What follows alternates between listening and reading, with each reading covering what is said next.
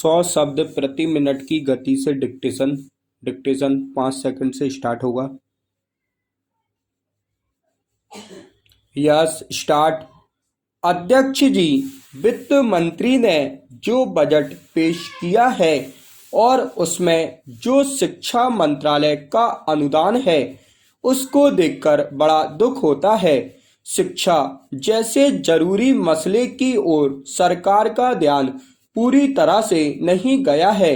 आज हम आजाद हो चुके हैं लेकिन हमारी शिक्षा नीति पुरानी ही है।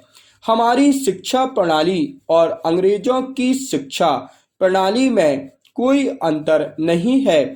अंग्रेजों ने शिक्षा के संबंध में कई योजनाएं बनाई, उन्हें चालू भी किया, लेकिन अपने ही दृष्टिकोण से और यह देखते हुए कि कैसे उनका शासन भारत में अधिक दिनों तक बना रह सकता है।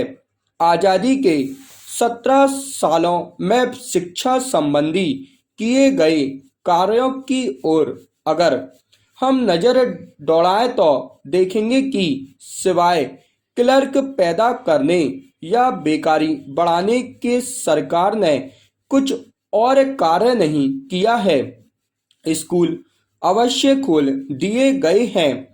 इन स्कूलों में लड़के और लड़कियों को अवश्य भर लिया गया है ताकि यह दिखा सकें कि कितने लोग शिक्षा प्राप्त कर रहे हैं। लेकिन क्या हमारी सरकार ने कभी यह सोचा है कि जो शिक्षा बच्चों को दी जा रही है उससे देश को कितना लाभ पहुंच रहा है? वास्तविक दोष शिक्षा प्रणाली में है।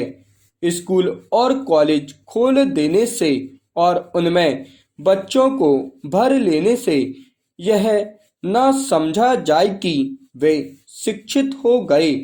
यदि परीक्षा पास भी कर ली तो भी ये नौकरी के लिए दर दर घूमते हैं, लेकिन नौकरी नहीं मिलती। जितनी बड़ी बड़ी जगह है उन पर सिर्फ अमीरों के लड़के ही पहुंच सकते हैं।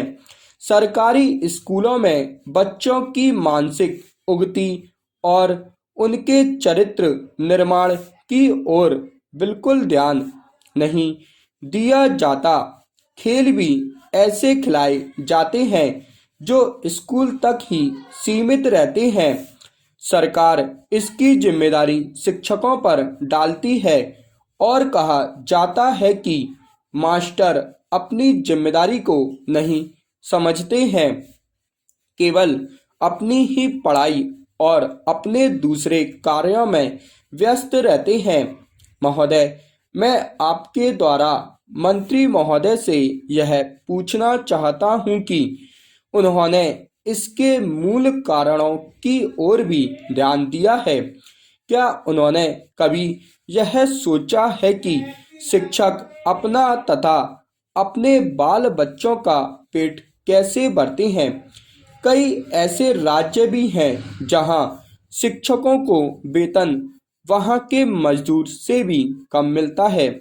कितने खेद की बात है कि एक मास्टर जो देश की किस्मत बनाता है वह इतनी गरीबी में अपनी जिंदगी बिताए।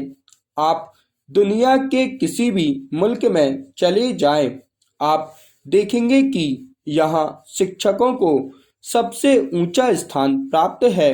इसलिए अंत में मेरा मंत्री महोदय से निवेदन है कि वह इस गरीब देश के निर्माताओं की ओर भी एक अच्छी नज़र रखें। देश इससे पनपेगा, आगे बढ़ेगा।